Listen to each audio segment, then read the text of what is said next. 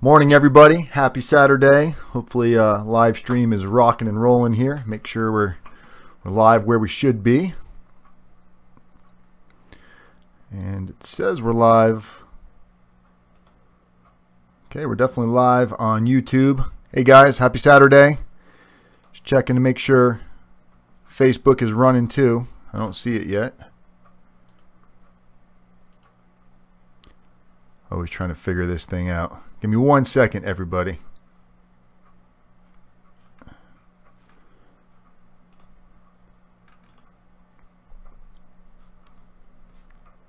Christina, what's going on? Good afternoon.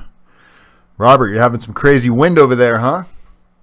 50-mile-an-hour gusts. That's crazy. We got a lot of snow today, but we don't have 50-mile-an-hour winds, so I'm quite happy about that. Oh, yeah, it looks like we're live everywhere. Okay, Facebook, YouTube, all that good stuff. All right, guys, happy Saturday. John, what's going on? Hope you guys are getting ready for Sean sent. Oh, that's awesome. Good to hear. Hope everybody's getting ready for the holidays. Today, we're going to talk a little bit about what Christmas time is like in federal prison. Make sure you subscribe. Make sure you like our YouTube channel. Go ahead and text the word YouTube to 35074. That will put you on our notification list. So in this video, we're going to be talking a little bit about what it's like getting ready for holidays in federal prison coming up next.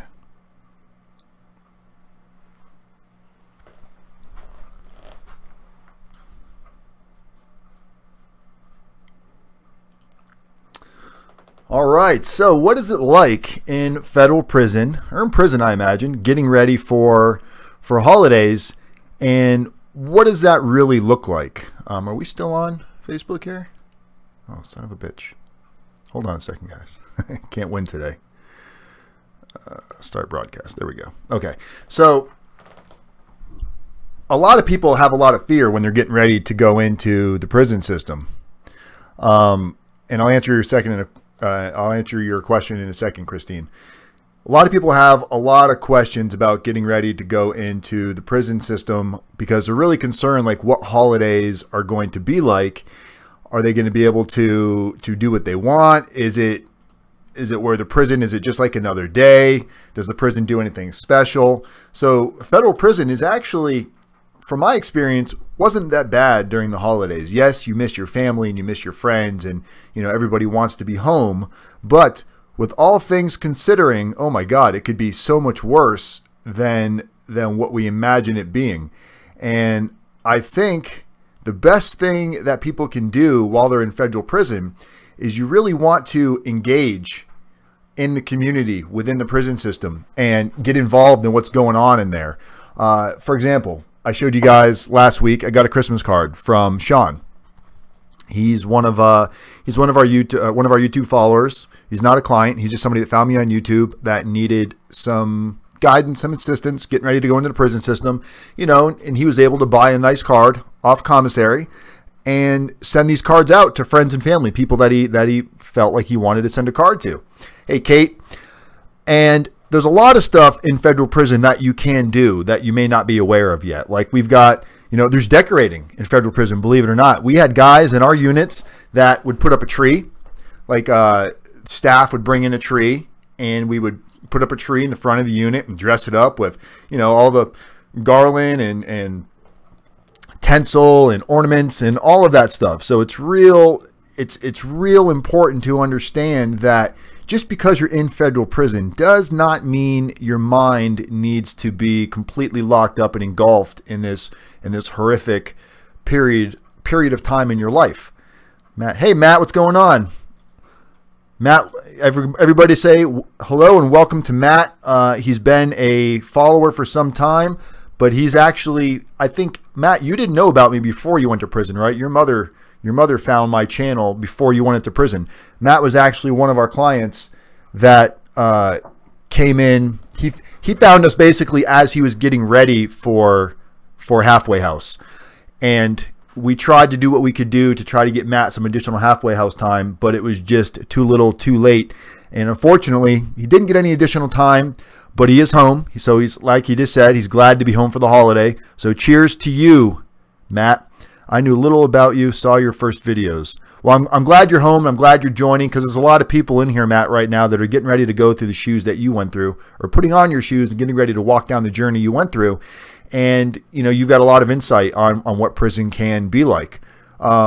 Is there eggnog? Juan Carlos, believe it or not, there is eggnog, at least where we were. Christmas, certain holidays, they would give us eggnog, hot chocolate, Christmas cookies. I mean, it's not all that bad. You know, you got to make the best out of any situation, and it's all mindset. You can sit there and say how much you hate it and how much you want to be home. We get that. I mean, everybody wants to be home for the holidays, but the best thing you can do is engage in the community. I mean, sports, okay? Christmas time, huge time for sporting events. We've got football, everything else.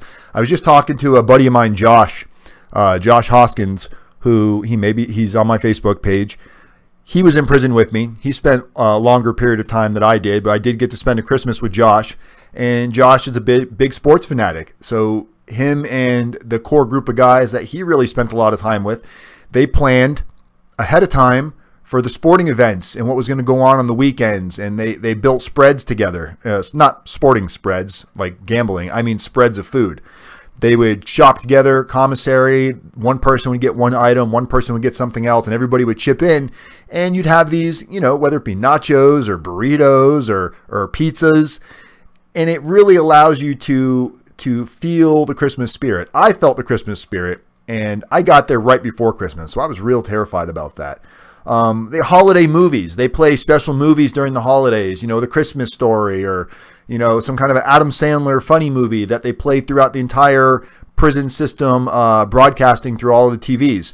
So everybody gets to go in the TV room, they're watching Christmas movies, there's Christmas music going on, everybody's in the Christmas spirit about as much as you can be. And it really does help with the holidays. I was really, really impressed with the amount of effort that the BOP put into trying to create a good environment for people that were that were in prison for the holidays. You're already missing your family. Some people don't get any visits. I didn't receive any visits the entire time I was in prison. It's not because I didn't have friends and family. My family was not in the same state. Shelly was in prison with me. My kids were in New York, and I did my sentence in Florida. So it was just not super convenient for people to come and see me. And it did make it a little bit harder in my mind of what I thought it was going to be like. But going through it, it definitely was not the end of the world.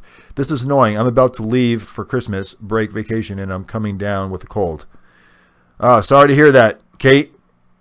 Kate, there's dudes in here that wish they were being... Yeah, exactly. You got to look at the bright side, Kate. You know, I'd rather be super sick out here than be top of the world in federal prison. I don't know if that's completely true. My prison sentence wasn't that bad. Did they serve Cornish hens at Thanksgiving? Juan Carlos wants to know if they served Cornish hens. They did, actually. They served, I mean, Thanksgiving, Christmas, all the major 4th of July, all these holidays, they had meals. Christmas was big meals, big spread. I think it was turkey and ham, all of the sides, all of the Christmas dishes. It's holiday meals, so you really do get to experience, like, it's not your mom's cooking, it's not your wife's cooking, maybe it's not your husband's cooking. It's not as good as, you know, quality of a really good restaurant, but compared to what the regular food is like, it's definitely not bad. 4th of July, you know, we had these giant grills that they had out back behind maintenance, and they were like just big kind of man-made grills with grates on them, and they would grill up hot dogs, hamburgers, and they would start early morning. And I'm talking, actually the day before, they would start cooking, and you could smell it. You'd go walk the compound, and you just smell all of this food cooking, and it smells like 4th of July. It smells like Christmas. It feels like 4th of July. It feels like Christmas. We had bands. Most of you are going to find out when you get to prison, there's band rooms when you're going to camps or lows, and probably mediums too. They have band rooms where you've got guitar, drums, piano. I mean, you name it. there's an instrument and people learning how to play these instruments. And then they bring the instruments and the PA systems and the microphones. They bring it all outside and set it up by the track where everybody's walking or by the football field. And they've got cover bands playing some of your favorite songs, whether you like country, rock, rap. I mean, they had a little bit of everything, and they gave everybody the opportunity to do different songs, different types of music. So it was really, really cool to kind of be able to go through something like that while you were in federal prison. And so being an inmate, some of the things that I appreciated the most were thoughtfulness from the free world. People that were taking time out of their day to send me, you know, an email, to send me a card, to respond to an email, to respond to something I sent them. You know, my buddy Matt, he and my girlfriend's mom, Tammy, and my kids, they all made sure they remembered and sent me something that I'd have on Christmas. So we're going to keep that gift going. We're sending out Christmas cards to everybody that we have on our list in federal prison. So you won't get one this year, Matt, but because you're home, hopefully you're getting a bunch. But here's the card that we're sending out to everybody that's on our core links that we have addresses for. So, you know, it's nothing crazy special. It took me, what, 30 minutes to design the card and get a picture taken and then order them off Vistaprint. I think we spent like $30 for a ton of these cards that we can send out. You know, it's got a little personalized message on the back, and right on there, throw a little stamp, and boom, off it goes to everybody in the prison system. And guys, it's not that hard to do something like this. Even if you don't do this, even if you want to go out and buy a card. Juan Carlos, look guys, don't let me forget this. When we talk about Juan Carlos being in prison, we're like, oh man, you guys are going to ask, how's Juan doing? Because at some point, unless he gets probation, when Juan's in prison, when you guys ask me about it, somebody that's remembering this conversation right now, remember to ask me, Dan, did you mess with Juan yet and send him anything ridiculous in prison? Because I'm going to get cards made like this of me in like black leather pants with no shirt on, maybe like touching myself, and sending it to Princess Juan Carlos. Love, your sugar bunny, Dan. That's what and you know what happens when you get mail? It's not like you have a mailbox. You get a CO up at the front of the staff going, mail call. Everybody runs to the front of the unit and they call names out. So they're going to go, Princess Juan Carlos, you got mail. And they're going to hold it up because that's what it's going to be. This is for you, right, Princess Juan Carlos? Some guy named Dan in black leather pants touching his nipple? That's going to you, Juan Carlos. So enjoy your digs because it's going. And then we're sending this to family. I didn't want to say Merry Christmas to people in prison because, you know, some people have different religions, but everybody in my family anyway. So that's what's going out to friends and family here. And then that's what's going out to the loving inmates that we got to take care of. Juan Carlos, you're going to have a special one. Trust me. Got a special one coming for Juan Carlos. I'm going to have so much fun making that. I'm going to make a YouTube video that you're going to see someday, Juan Carlos. I'm going to make a YouTube video about preparing your holiday card. Oh, the joy. And you're going to a camp or low, so, you know, you don't have to worry about being messed with. But people might wonder, was that a joke, or is that somebody that really knows some things about Juan Carlos that we just didn't know? Have to wait and find out, buddy. So who's on, oh, you guys want to see this thing? So I told you we went to a Christmas party, not last Saturday. Was it last Saturday? A week ago from today. We went on a Christmas party, and we went to buy gifts because it was one of those white elephant gift exchanges. And Shelly found this gift that she wanted for herself, and I'm not sure why. I don't. She just thought it was the cutest thing, and she actually brings it around like it's a fucking pet. She carries it with her. She left it home today, and we hide it in different places in the house. So what do you guys think about this? I think it's a llama,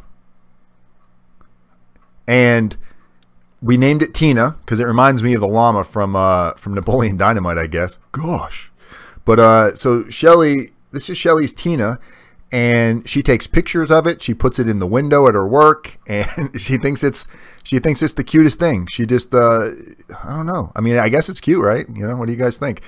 So yeah, everywhere I go now, Tina's sitting somewhere. It's an alpaca. Yeah, I think you're right, but we're gonna, llama sounds better. So it's Tina the alpaca / llama that Shelly found and paid like $8 for it. Yeah, they spit, right? Llama spit. So anyway, so this is Tina, and Tina's just gonna hang out in the background over here. Dogs are sleeping, or else they'd be in here. They'll probably, I'll tell you what, my dogs absolutely hate the snow. I think it's because, you know, we put salt down and stuff to try to melt the snow, and when they go out and the salt gets on their feet, it starts to burn their feet when it gets wet, and they can't walk right, and they're falling over and laying down. They just look complete. My dogs would not last one night in the winter. If somehow they got out of the house, they'd be done, dead. They would not last a minute. They'd be animal food to whatever little scavenging animals are running around late at night. Llama video on YouTube. It's pretty dang funny. I'm gonna look up Happy Llama. Definitely, guys. I got to tell you. So as you know, I can't think of the YouTube channel right now.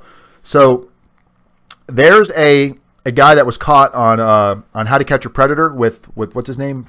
Something Ted Hansen. And we have a lot of clients that are sex offenders. For, I would say 99% is for child pornography, that are truly trying to increase and better their situation so they don't go back to those ways. They're trying to fight the addiction. They're trying to find out what caused it. They're trying to dig to the root because they know it's wrong. They know it's causing problems. They know it's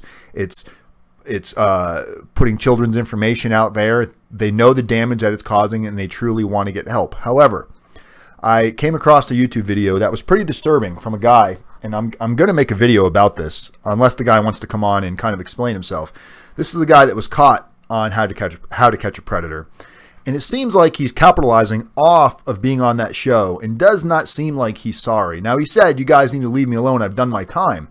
But I don't see what he's done with his time or what he's doing with his current life to improve that he's not only sorry for what he's done, but how is he trying to put the information out there to help other people that might be going through it with what works.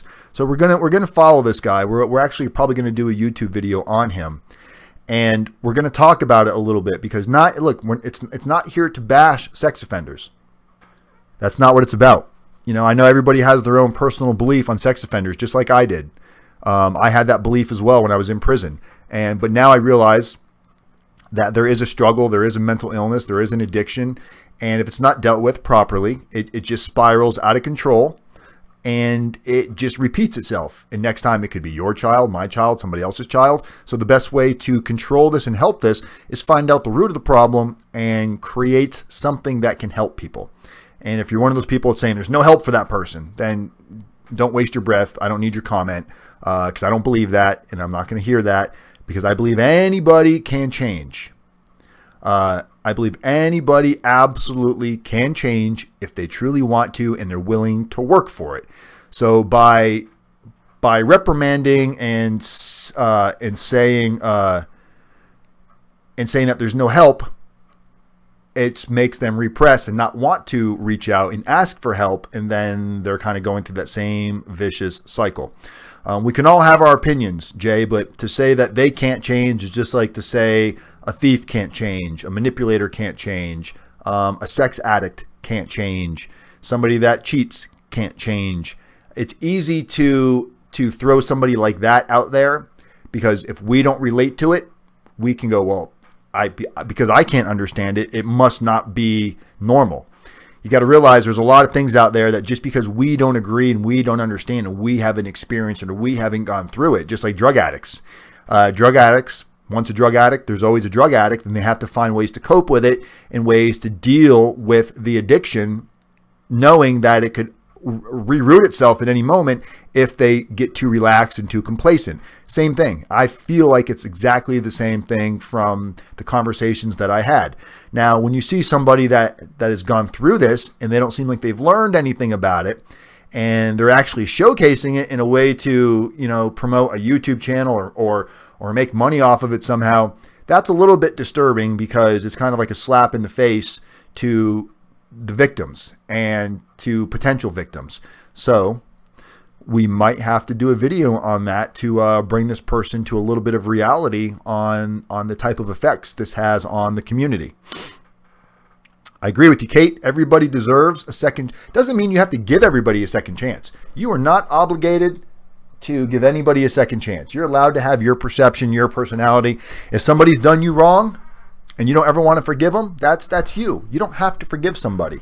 However, if you did something wrong and you're trying to say sorry and you're asking for forgiveness, just because you're sorry doesn't mean the other person has to forgive you. You have to do it for the right. You have to say sorry and feel sorry and reach out to your victims because it's part of your healing process.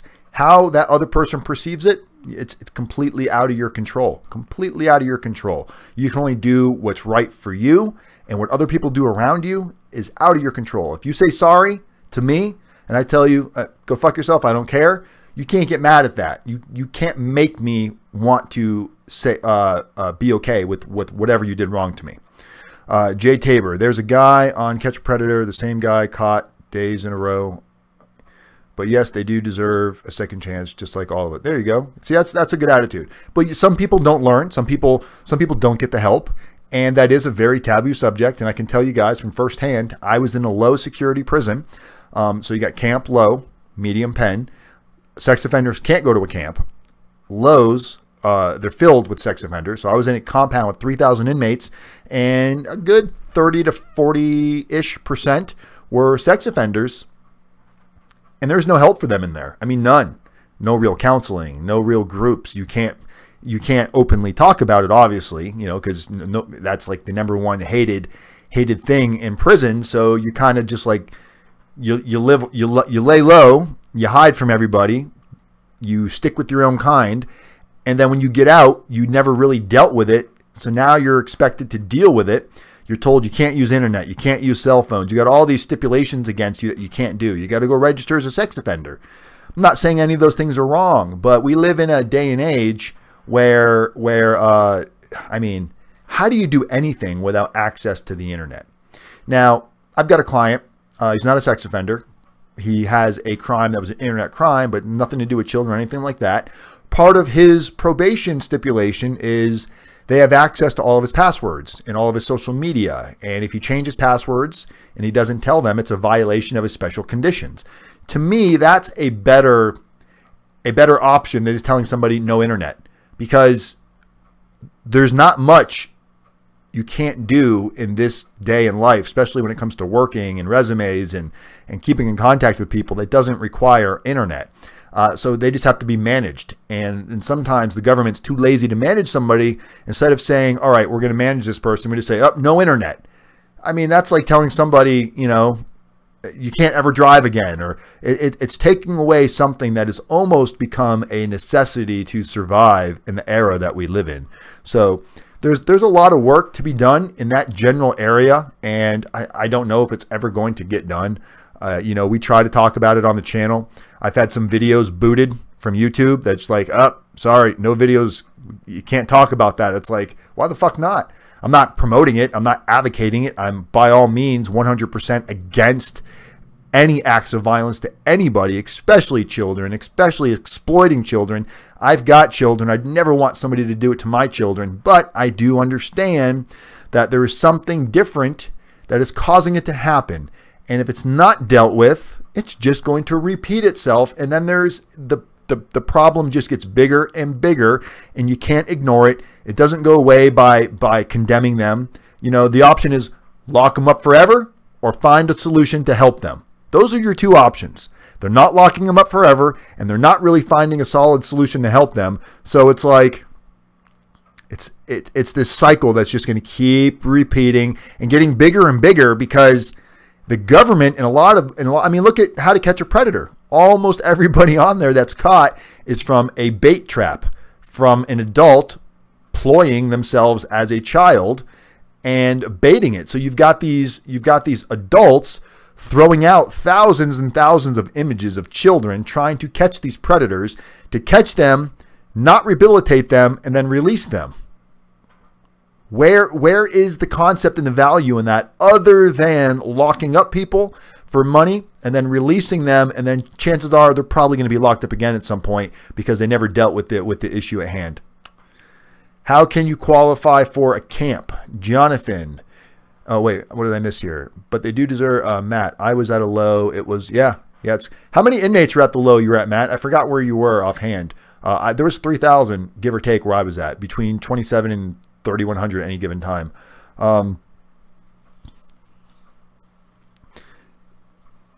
So Matt just answered your question, Jonathan. How do you qualify for a camp? Under 10 years. Can't have a public safety factor. So if you've got like a violent gun charge, if you are a felon convicted of a firearm, now just because there's firearms included in your crime does not automatically disable you from going to a camp. I've got a client right now who was a police officer who was charged with bringing guns across airport security, giving them to somebody who would then take them to other states, other countries. So his charge was gun related, but because he was not a felon and the gun wasn't used in a crime of an act of violence, he's at a camp right now. So there are some stipulations when it comes to gun charges and camps. But yes, if it's a violent crime, any type of sex offense crime, if you have any open cases on you, like open warrants, that can also prevent you from going to a camp until that's taken care of. So if you've got questions, if you're wondering if you're camp eligible, your sentence has to be less than 10 years. So for example, if you got like an 11-year federal prison sentence, after your good time, you would be under 10 years. That would still qualify you for a camp.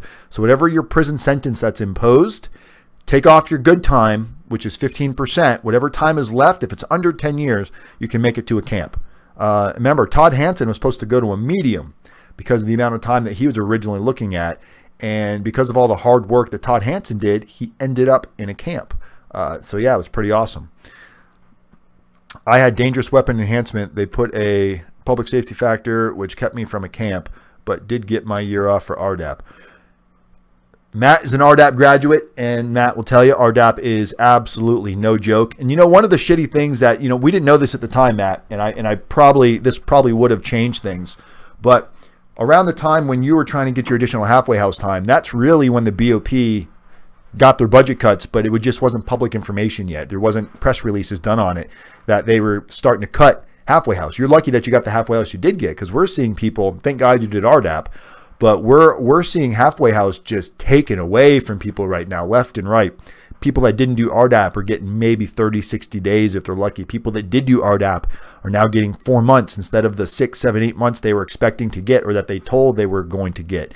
So it's really important to do as much preparation as you can for getting as much additional halfway house as you can. And the one thing you guys have to understand, anybody that's going to try to get you halfway house, if they promise you they're going to get you extra halfway house or they guarantee it, the only thing they should be able to guarantee to you is that they're going to bust their ass, work their ass off for you, help you follow a plan, put action into place to maximize your opportunity.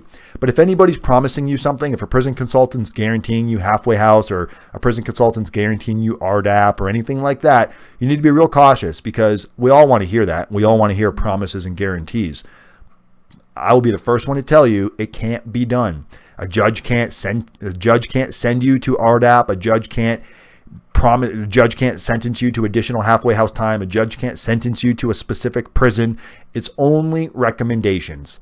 And we do a lot with recommendations. One of the new things that we do now is when somebody gets closer to their halfway house time, we write motions to the judge, asking the judge, based on what this client has done with their time so far in prison, to recommend the Second Chance Act to help with additional halfway house time. But again, that does not necessarily mean they're going to get it. So it's real important that you guys understand what can be done, what can't be done, and are you willing to make an investment to increase your odds, to increase your chances, because that's what you're doing when you hire a prison consultant. Everything that we do as prison consulting is to increase your odds of a shorter prison sentence from the get-go, to increase your odds of possible probation. If you've got minimum mandatories, to increase your chances of not getting anything above the minimum mandatory. Helping you with your narratives, helping you with your character reference letters. For those of you that have watched the interviews, the people that have received probation, those are people that found the channel or decided to take action early on and do things above and beyond the average person. Does that guarantee probation? Nope, sure doesn't. Could they have gotten the max? Absolutely. We got a client that just hired us 2 or 3 days ago, a guy by the name of Adam. We actually spoke about him a couple days on here. His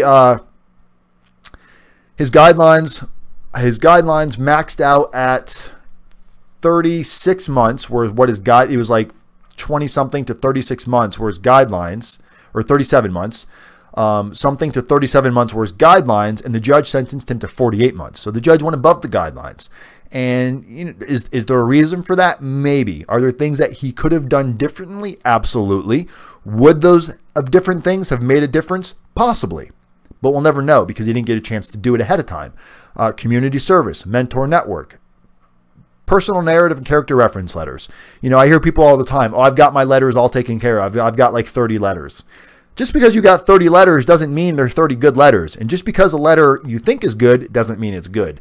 If you don't understand the science behind this, if you don't understand the concept of what needs to be created, what you might think is a good letter might be the same letter the judge has read 10 million times, and he's going to see it as cookie cutter.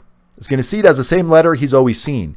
If you're not willing to ask and learn about how we could possibly create a different outcome for what you might be looking at, I think it's real important. We just got a bunch of letters from another client, a bunch of their character reference letters that they had written, and there's a lot of work that needs to be done. We have to get on the phone with a lot of these people and explain to them that what they think is helping is not helping. What they think, like by saying that, you know, somebody else in the same situation got more or less time, it's not fair, or, you know, he made a mistake, he's sorry. He's got children, he's got a sick mother. Those things do not play well in court. And if you don't understand the concept to that, it's because you're still in survival mode and you think you need to say those things. You think you need to ask for probation. You don't. Asking for probation is going to push the judge in the opposite direction. We have a plan. We have a proven success track record that makes a difference. Your attorneys usually don't really pay too much attention to the letters. They give you a quick sample. They're like, great, looks good, submit it. And we did a poll on, you guys saw the poll. Somebody submitted something on Avo, the attorney website there, and they asked attorneys why they don't put more effort into this. And almost every attorney that responded, they all said the same thing. It's not their job. It's not their job to help you with their letters. It's not their job to help you get into RDAP. What they're not, the disconnect there is if they were helping with those things, they would also be contributing to a shorter time in prison. And that's why we hire attorneys, to either not go or get the best possible sentence. So once it clicks with an attorney that those things are factors in what makes a difference, I think they'll get more involved with at least hooking you up with a prison consultant at the very least. So yeah, you know, I just shocked that hasn't reached that level yet. Letters are very important. The judge even mentioned them during my sentence. I hear a lot of people are still in getting no halfway house. Yeah, I get emails every day. People think it's rumors, you know, because, I mean, you remember when you were in there, Matt, you would hear all kinds of crazy rumors about, oh, they're going to start giving, you know, instead of giving 15% good time, they're going to start doing 65%. You know, all of these jailhouse.com rumors, you know, we called it, what was it, prison.com or inmate.com. You know, inmate. I wish I owned that name because that's a popular name as it was, inmate.com. But we hear all of these things, and I get all these emails all the time from inmates going, have you heard about this new law that just passed, that a compassionate release, if you're over 55, it says you're only going to serve 50% of your time. And there's usually very little bit of truth to what people hear. You know, there's all kinds of bills introduced. Just because you enter a bill to get passed doesn't mean it's going to get voted on. You know, thousands of bills get entered. 3 or 4 of them, 3 or 4% get through. So they hear of these bills, and then somebody spreads the rumor that the bill passed. And as an inmate, you don't have super easy access to verifying facts. I remember there was stupid debates we would have in prison, like it could be anything, like an actor in a movie. It's like, no, it wasn't him, it was him.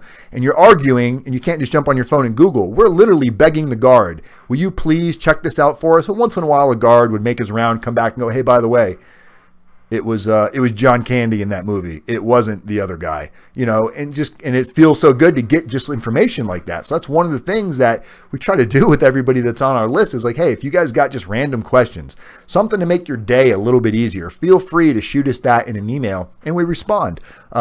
Because sometimes it eats at people because you know you're right or they know they're right, and our memory doesn't serve us properly all the time.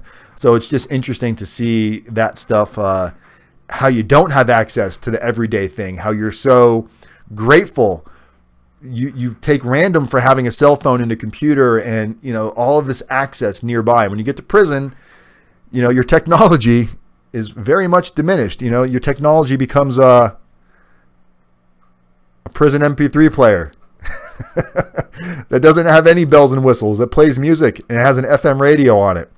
And then when you leave prison, it's no good. It's good for 14 days after you leave prison. And then you either have to send it into SanDisk company to get the prison software taken off of it, or it becomes useless. So dumping all kinds of money, because you have to pay money. You have to pay money for songs to download them, just like anything else. You're going to buy the songs. Matt, do you remember the price of the songs? What were they, 30 cents, 25 cents, something like that, 75 cents? I don't remember, for each song. You get all these songs. I knew guys that had thousands of songs on their MP3 player, which means they're spending quite a bit of money on music. I started downloading music on my MP3 player, and I think I ended up with like 13 or 14 songs. Then I said to myself, what, $1.50 a song? Ridiculous. And then I said, what the hell am I doing paying for music on an MP3 player that is not going to be any use to me when I get out? So I just started listening to the radio and listened to the same 13 songs. I'll tell you what, those 13 songs I had on here, anytime one of those songs plays on the radio, I immediately get right back to my prison routine, because I was so used to listening to those same exact songs. What's going on, Matt? Matt D? We got all kinds of Matts in the room today. Getting a little confusing with all you Matts going around out there. My best friend's name is Matt. Matt Lavorsky. No, Matt Lavore. Amazing artist. If you guys are into magic and you're into illusions and you're into mind reading, Google Matt Lavore. Lavore. Go follow him on Instagram, on Facebook. Look him up on YouTube. I mean, this guy is like the David Blaine, the Chris Angel. He just doesn't have that, but he travels the world doing these amazing shows. And it's just, it's not like corny magic, like pull a rabbit out of a hat. This is stuff like blowing your mind, freaks people out. But very astonishing. Check him out. A good friend of mine. Best friend for years and years and years. What's going on, Kim? So we got all kinds of different prices for songs. We got $1.99, but it's expensive. That's not cheap to listen to music in prison. So unless you're going to be there for years and years, I get it. If you're going to be locked down for several years, do yourself a favor. Just get a radio and go with that. There was a lot of guys in there that would let you listen to their MP3 players. You know, if you want to listen, walk the track, listen to some different music, you ask them, can I borrow your MP3 player for a couple hours? And most guys have no problem doing that. Let's see here. 37 minutes. All right. Just checking to see how we're looking here. Make sure you guys hit that thumbs up on this video, man. How many thumbs ups do we got? I can't see it from the screen I'm at. Can I get a thumbs up update, please? What's our thumbs up update? And if you're on Facebook, make sure you like this video. Show some support so other people that are jumping in behind you want to watch. Damn it. Show the support. I got some huge things coming. As you guys know, there's another prison consultant out there by the name of Larry Levine. What Wall Street Prison Consulting or Wall Street Prison Consultants? Larry Levine, if you're watching right now, big shout out to you, my man. Larry Levine has possibly put something in my path that is exactly what I've been looking for the last solid year. So stay tuned for that. In it, you know, to give you guys a little taste, it might mean a TV show. Just might, or at least a series of sorts.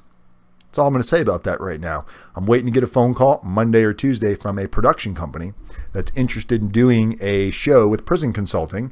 And Larry Levine said they brought my name up when they were talking to him. And according to Larry, he said good things about me.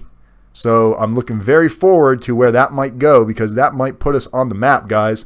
That might bring up, look, What's our goal? Our goal is to increase the subscribers on YouTube, because once it reaches a phenomenal place, YouTube pays, which means clients may not have to.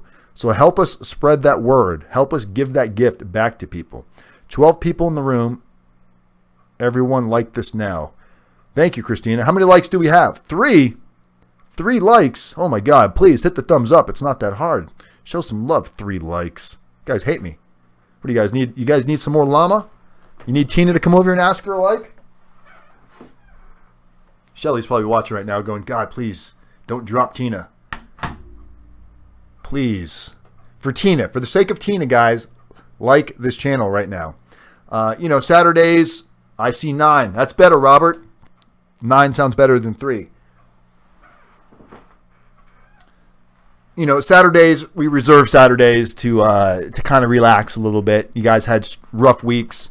I know Fridays come and everybody starts feeling better because you know you're not going to get any crazy calls from your attorney. You're not going to find out any upsetting news over the weekend, so you're able to relax going into the weekend. And then Monday, every time your cell phone rings, your text message goes off, you think it's your attorney. You think this is it.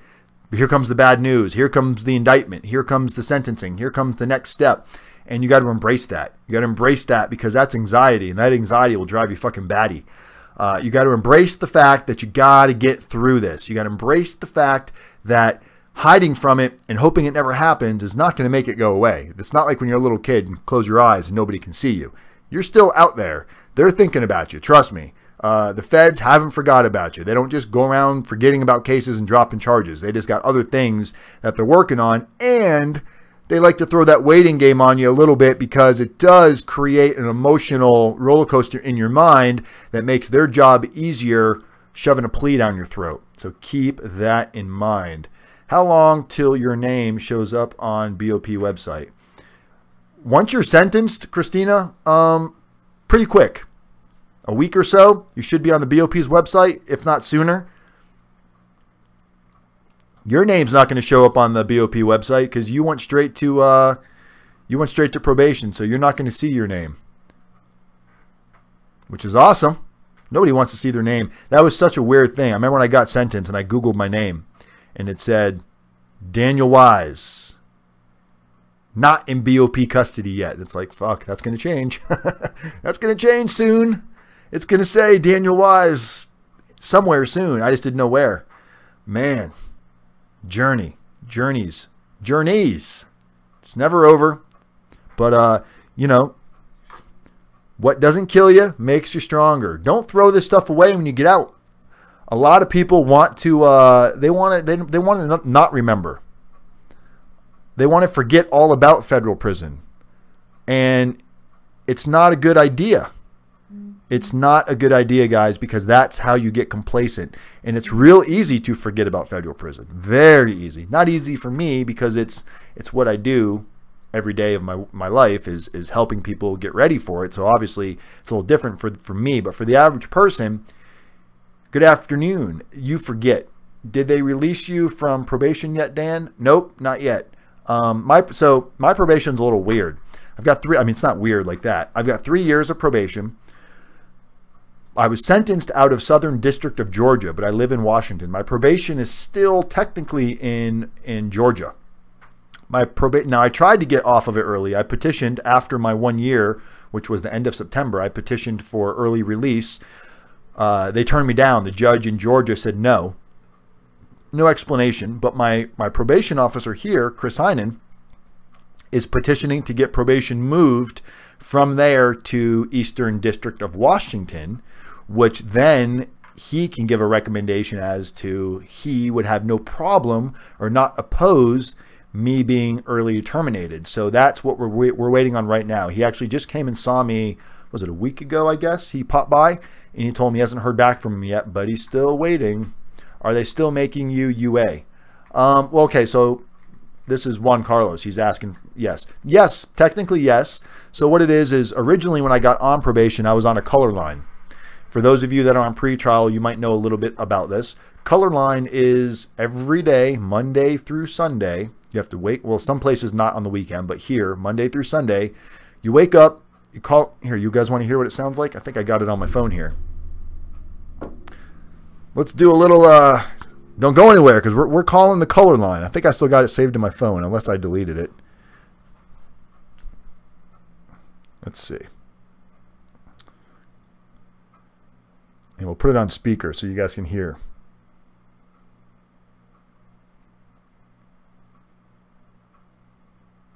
Oh, there it is. So here's the number.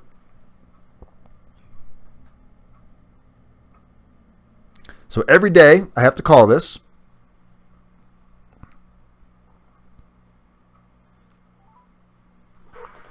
Thank you for calling RDAP Behavioral Health. If this is an emergency, please hang up and dial 911 or first call for help at 838-4428. Please press option 1 for UAs, option 2 to schedule an appointment. The colors for Saturday, December 16th are Spokane White, Spokane CPS White, Deer Park USDA White, Deer Park White, and Deer Park CPS White. And then it hangs up. Not sure if you could hear that or not, but basically what they said is the color for today is white. So if my color was white, and I don't think anybody's white. I think white is just a color they give, but nobody actually has it. So probably nobody's going in today. I don't even think they're open, to be honest. But my color was brown too. So if on that recording, if they would have said USPO color for today is brown too, I'd be like, fuck. I got to go in sometime between today and between the time they close, which I think it's like 5:30 or 7:30. And that's what you got to do. You got to go in there and give her a UA. Well, they've taken me off the color. Oh, Christina had white. But here, white here, Christina, I don't think is used. Because when I asked them, because they'd say white a lot. And when I asked him, man, whoever has white is in all the time. And he told me nobody has white. So I think white here is used as just like they got to say something on the recording so people don't get confused. And they just say a color nobody has. But after about, I guess it was like maybe 3 or 4 months of UAs into my first, into my probation officer called me, and it was right around Easter time. He said, hey man, good news. You don't have to do the color line anymore.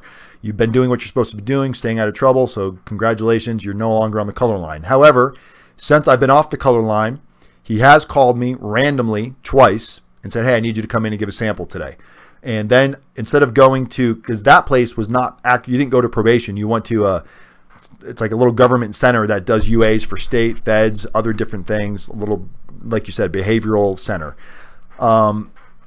But now when I have to UA, I go straight to the probation office downtown at the federal building, and I go see my probation officer, and he conducts the UA.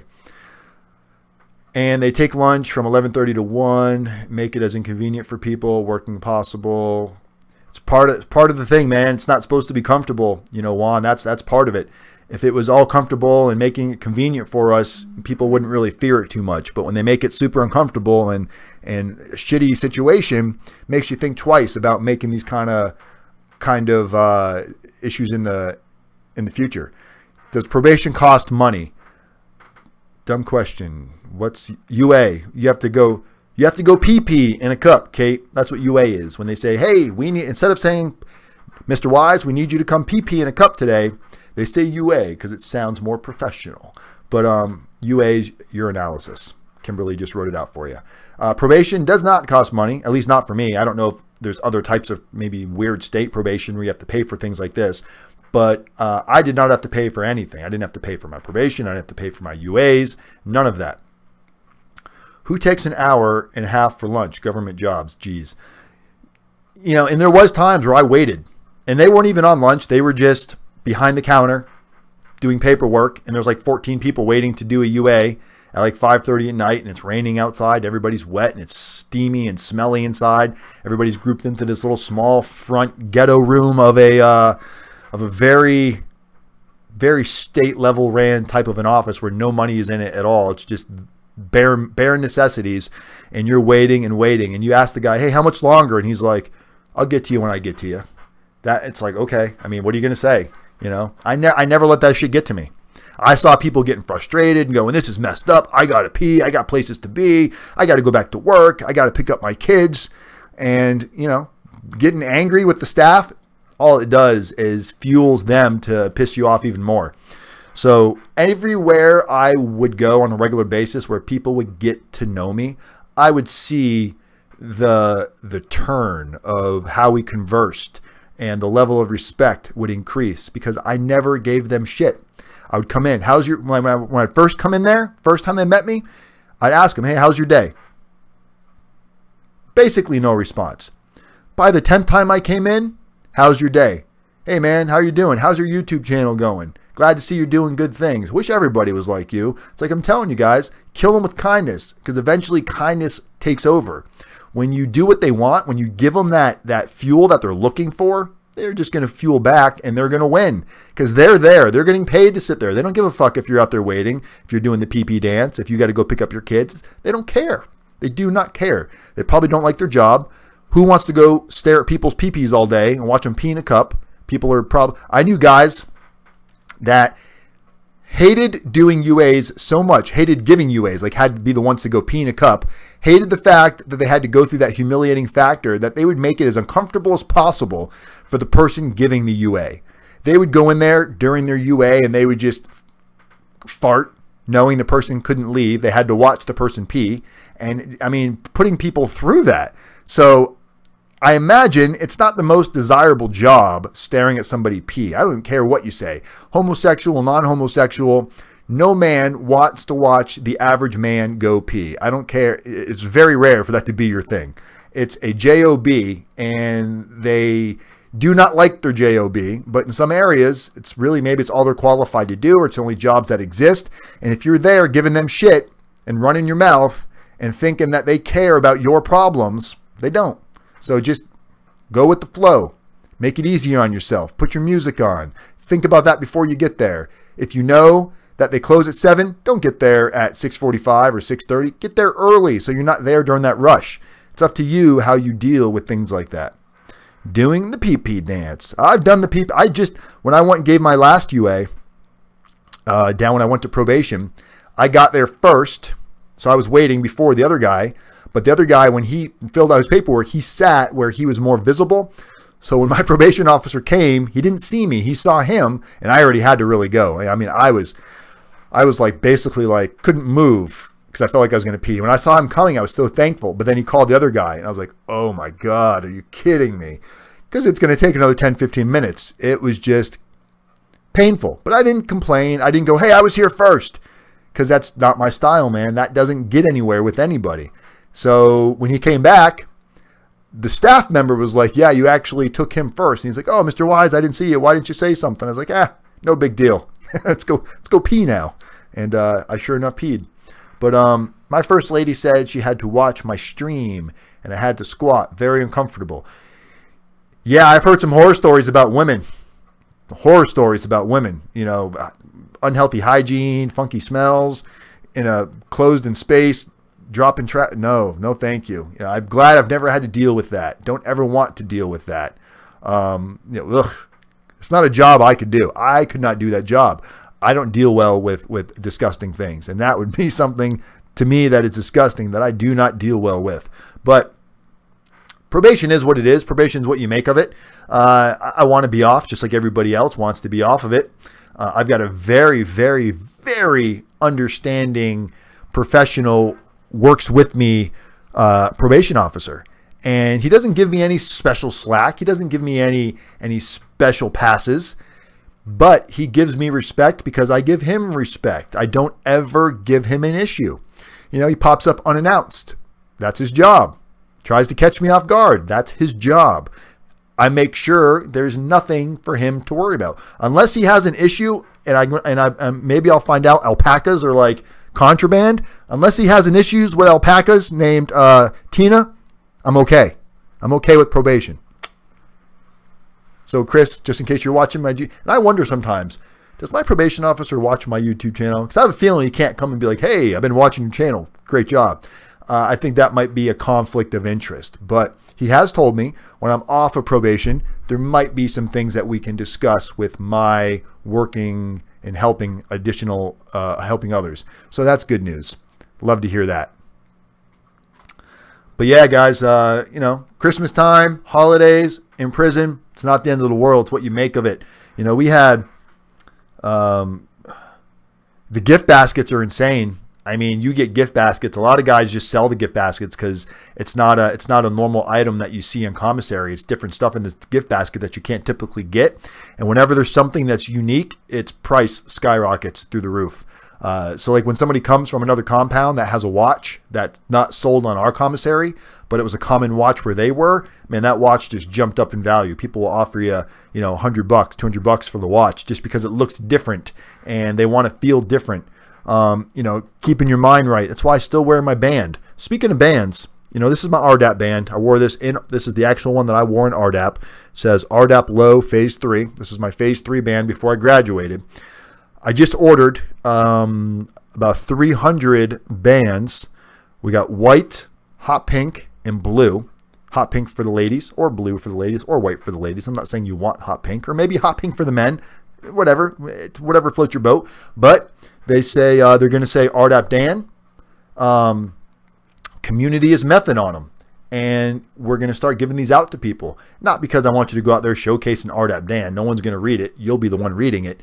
But it's a reminder of what you guys are going through right now. And if you're wearing that band, and this is obviously before you go to prison, but if you're wearing that band and you've got bad thoughts running through your mind, my thoughts are, if you're seeing your band, maybe some of the things that we talk about will run through your mind. Maybe it'll remind you going, you know what, it's not that bad. It could be worse.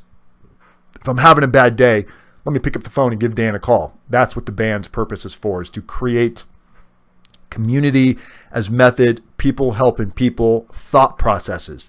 You got to think it to believe it, and you got to re-educate yourself to think about it in the rough times. Dan, I'm definitely got one for you, John. Got you covered. So, you know, and they're really cheap. I just wanted to buy a couple different colors, see what you guys think, and, you know, we'll give them away. Clients will get them. When you guys do little donations, we'll give one away with donations. You know, not that you have to give a donation to get one, but we want people to, you know, I appreciate what you guys are doing, and I try to do what we can do. The new website is going to have so many useful things on it. It's pretty much done. They're waiting on some headshots from me. And as you guys know, I don't take, like, I have a lot of silly photos. You know, we can give them a picture of Tina, the alpaca, but, they need some headshots to put on my website and for the blog and stuff. And I'm terrible with headshots. So I got to find like a photographer and all that fun stuff. So that's what I'm going through right now. But the website should be done today or tomorrow. And we'll have a test site up under federal prison time. So as you guys know, we have rdapdan.com, and eventually that's where it will go. But initially, while we're test piloting it and seeing what needs to be worked on it, it's going to be housed under my other URL, which is up right now, but it's not that site. That site will be in its place in a day or two.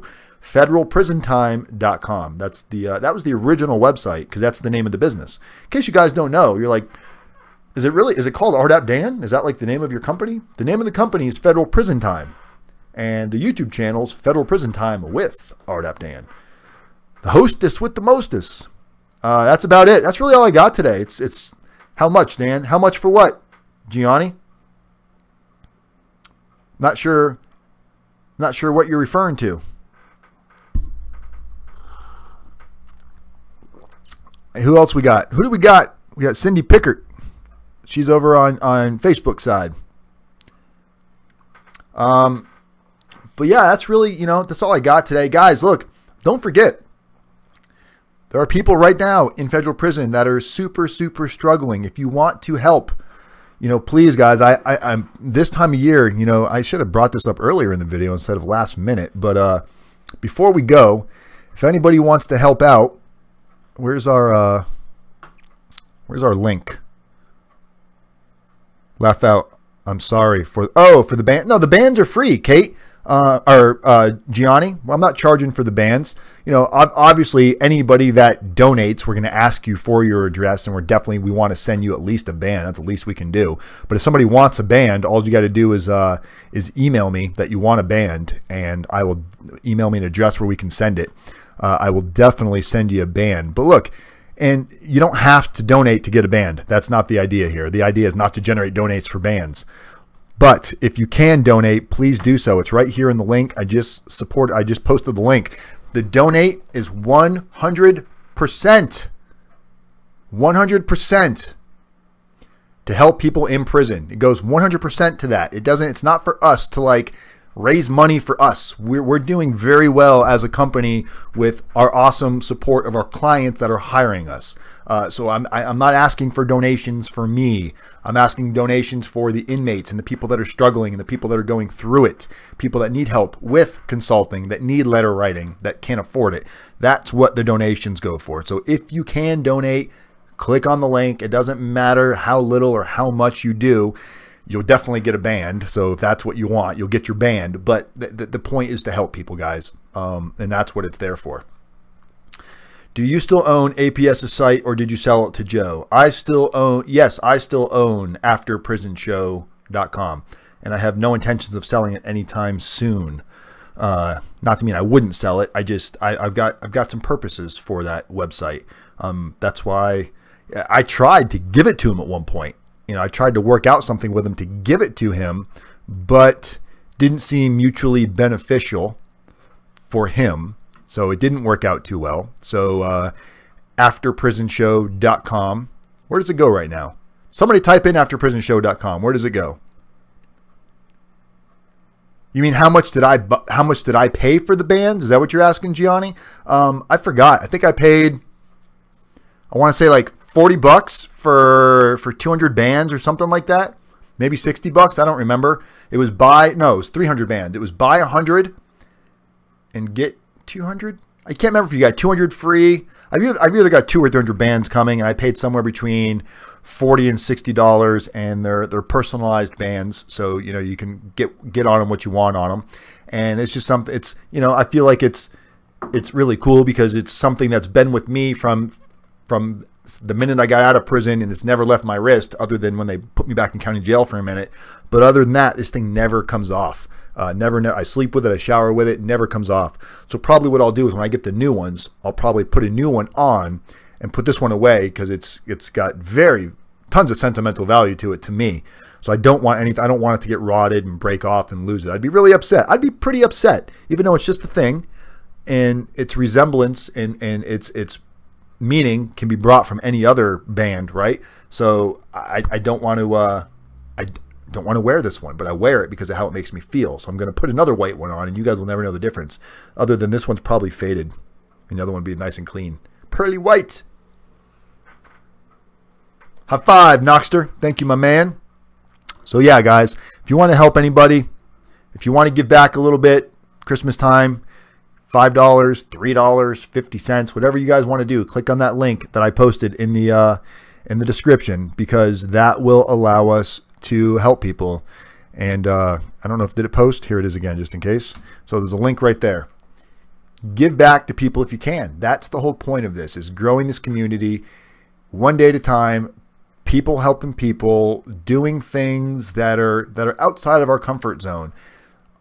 $5, $10 doesn't mean the world to us out on the street, right? Or to some of us it really might, but to some of us it doesn't. To somebody locked up like a Sean Cowgill, who I know is hurting in prison financially, and for him to take the time to use use money that he could have bought commissary items with, to use money to send a card for me to read to you guys, to let you all know how grateful he is that we are still supporting him and chatting about him. These are the type of people that we want to continue to help. And it's because of viewers like you. Where's that from? Anyway, it really is. It's because of viewers like you, clients like you, subscribers like you, that make it very, very possible and doable every month for us to send. Some months it's been over a couple $1,000s. Some months it's a few $100s. So PBS, there we go. Thank you, Juan. But whatever it is, it's great to be able to include these people and give them something that they're not able to get without this type of community. So you guys salute yourselves, because those of you, I always get donations, and I don't even know who most of them are from. You guys never put, this is who it's from. I just get PayPal notified in my donation link, $10, $100, $200. It comes in all the time. We get stuff sent to the P.O. box. We get money orders sent to the P.O. box without return addresses. So I know you guys aren't doing it for the notoriety or to get a shout out, even though I gladly, if I know who you are, I am going to shout you out unless you tell me not to, because it's appreciated. and it means so much. But it's crazy going to the P.O. box and seeing that you guys are trusting to write a check to either RDAP Dan or federal prison time, not knowing what I'm doing with the money. For all you guys know, I could be like, haha, this is going into my account. And you guys are trusting and you believe in this enough that you believe that I'm doing the right thing with it. And that means a lot to me, that you trust me to help other people with you guys. So thank you, thank you, thank you. Again, Larry Levine, if you're watching, or anybody else is, if anybody's watching this right now that's on Facebook that knows Larry Levine, let him know. Send a message saying, Larry Levine, RDAP Dan, said he appreciates you on YouTube. Me and Larry, we had our, did somebody donate? I don't know. If somebody donated, the zombie pops up, unless the zombie ran away. I don't know. Be sure to like this. Thank you, John. Yeah, but if you guys donate, the zombie should run across the screen. Maybe we'll get a picture of, that's what we're going to, that's going to be the plan, guys. Next time, we're going to go update our Streamlabs, and when you guys donate, it's going to be a dancing alpaca llama. Wouldn't that look much cooler than a zombie? Maybe we can even make it make a noise. What noise does the llama say? Meh. I guess that would be like a sheep. Or we can have it spitting. Psst, psst, psst, psst. Maybe that's what we'll do. We're going to have this fucking llama. This llama is going to be a part of you. I can't even believe it. When Shelly bought it, I'm like, what are you getting? And now here I am showcasing this fucking alpaca on YouTube. I'm probably going to lose viewers over this. That's one thing I don't care. I don't care why people love or hate me. I don't care if people, I mean, I want people to like my content, and I do what I can to give back to you guys. And we really do take the consulting. The llama has found a home. That might be the only alpaca llama, whatever it is, ever built. Like that. Like, who designed that saying this is going to be a hot seller? People are going to flock to get their alpaca with like a Mexican rug on its back. That's what it looks like to me, like a Mexican llama alpaca. That's what I thought it was, but what do I know? All right, everybody. Hope you guys have a fantastic weekend, and we're going to try to do a Christmas special. I'm probably going to dress up and do something fun for Christmas. 1800. What's 1800, Matt? I'm not sure what we're referring to. I saw you post that earlier. I meant to ask you. And Merry Christmas to you, Gianni. And those of you that don't celebrate Christmas, I'm not here to impose my... I celebrate Christmas, so I like to say Merry Christmas. But if you are not... Christmas, it's Happy New Year's, Happy Holidays, you know, whatever it is you celebrate. I hope you enjoy your day. And those of you that are going to prison after Christmas or after New Year's, look, try not to dread it. Try not to stress it. I know it's impossible to completely do, but just remember, this is a period of time that's going to come and go, and do your best to make an experience out of it. I'm sure Matt will tell you right now, there was plenty of days in prison that were good days for him. There's plenty of days in prison that were not the worst days. There might even be days that he misses at this point. There might be friends that he misses, bonds that we create that are hard to recreate out here in the real world. There are things that I do miss about prison. I don't want to go back. Don't get it twisted. But there are certain aspects of prison that I'll never be able to experience again that I enjoyed, that made me into the man I am today. Alpaca loving Dan. All right, guys. I would never ask you that, but it's not many of us. I would never ask you that. That is not many of my business. I was asking how much donation, but I understand. Oh, look, I'm transparent. I didn't pay a lot for those. I spent 40, 60 bucks. And look, if you ask me something and I want to go, it's none of your business, I'll tell you, Gianni, it's none of your business. But yeah, any amount you donate, doesn't matter. You don't have to donate anything. My email is on this screen, rdapdan@gmail.com. If you just email me and say, hey, Dan, I would like either a white, a blue, or a hot pink RDAP Dan band, please send me one. You don't have to donate for it. I'm just saying, if you do donate, make sure you also include your address or send me a separate email, and I'll make sure you also get one. It's just a way of giving back. But I would love you guys to have these bands regardless, just because I think it's going to help you stay focused on whatever it is you're trying to stay focused on in this time. So yeah.